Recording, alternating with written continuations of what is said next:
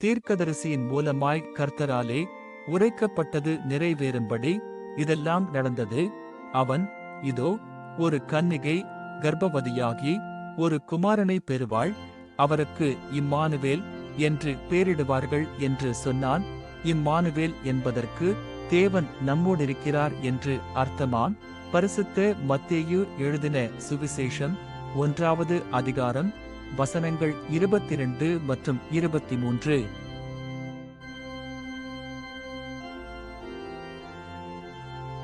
தீர்க்கதரிசியின் மூலமாய் கர்த்தராலே உரைக்கப்பட்டது நிறைவேறும்படி இதெல்லாம் நடந்தது.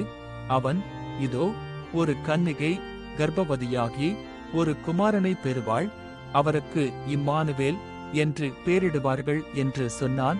இம்மானுவேல் என்பதற்கு தேவன் நம்மோடிருக்கிறார் என்று அர்த்தமாம். பரிசுத்த மத்தேயு எழுதின சுவிசேஷம் 1வது அதிகாரம் வசனங்கள் 22 மற்றும் 23.